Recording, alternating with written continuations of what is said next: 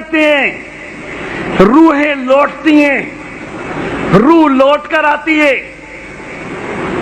ہم نے کہا تھا کہ قبر کبھی یہ کبھی وہ، اس پہ اعتراض کرتے ہوئے انہوں نے کہا کہ روح تو آتی جاتی ہے، قبر دو نہیں ہوتی۔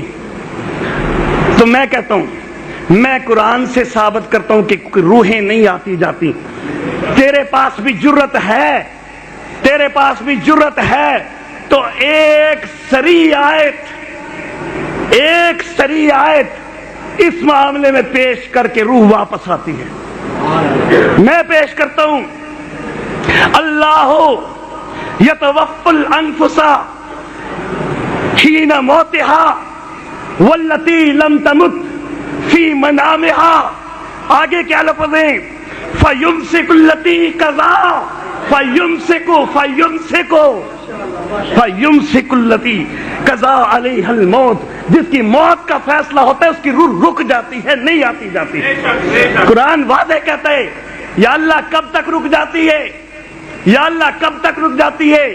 ثم انکم یوم القیامت تبعثون، ثم انکم یوم القیامت تبعثون، قیامت تک رکی رہتی ہے، قیامت والے دن اٹھائے جاؤ گے۔ تو پیش کر کوئی ایک آیت بھی، یا آیت نہیں کیونکہ نہیں ملے گی، تو ایک صحیح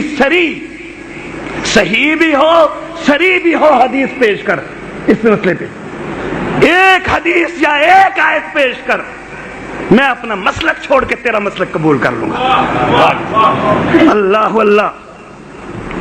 پھر آگے میرے نانا محترم کی ایک عبارت پیش کی، حضرت قاضی شمس الدین رحمہ اللہ کی ایک عبارت پیش کی کہ جی الانبیاء احیاء فی قبورہم یصلون، الانبیاء احیاء فی قبورہم یصلون۔ اس کے متعلق حضرت قاضی شمس الدین رحمہ اللہ نے لکھا ہے کہ لا شک فی ہے، یہ اس نے پیش کی کہ لا شک فی ہے۔ اللہ اللہ، آج قاضی شمس الدین کا نواسہ تجھے جواب دینے لگا ہے، اور انشاءاللہ تیری نسلیں بھی یاد کریں گی۔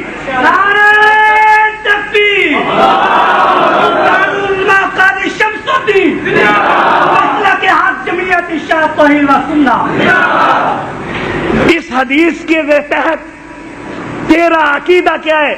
میں اس بات پہ نہیں پڑھتا کہ حدیث کی حیثیت کیا ہے، میں اس بات میں نہیں پڑھتا کہ کس کتاب میں ہے، اس کے راوی کیسے ہیں، میں اس بات میں بھی نہیں پڑھتا کہ قاضی شمس الدین رحمہ اللہ نے کس پس منظر میں لا شک فی کہا ہے۔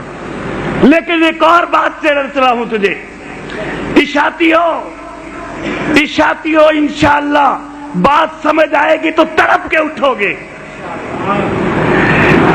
الانبیاء احیاء فی قبورہم یصلون، میں ایک منٹ کے لیے مان لیتا ہوں، ایک منٹ کے لیے میں مان لیتا ہوں اس حدیث کی روح سے تیرا عقیدہ یہ ہے کہ انبیاء اپنی انہی قبروں میں اسی جسد اطہر کے ساتھ نمازیں پڑھتے ہیں، ہے کہ نہیں یہ عقیدہ؟ یہی عقیدہ نہیں ان کا کہ اسی جسد اطہر کے ساتھ نمازیں پڑھتے ہیں۔ میرے آقا نماز کے شوقین تھے کہ نہیں تھے؟ ساری رات جائے نماز پہ گزارنے والے میرے آقا، افلا اکون عبدا شکورا کہنے والے میرے آقا، وہ میرے آقا جس وقت میرے آقا کی وفات ہوتی ہے، جس وقت میرے آقا کی وفات ہوتی ہے، کیا تدفین اسی وقت ہو گئی تھی؟ تدفین اس وقت نہیں ہوئی، 3 دن بعد ہوئی ہے، 3 دن بعد ہوئی ہے۔ اگر اسی جسم سے نمازیں پڑھتے ہوتے، صدیق اکبر قریب موجود تھے، بتلاتے میرے آقا وفات کے بعد اٹھے نماز پڑھی ہے، عمر موجود تھے، بتلاتے کہ نماز پڑھی ہے۔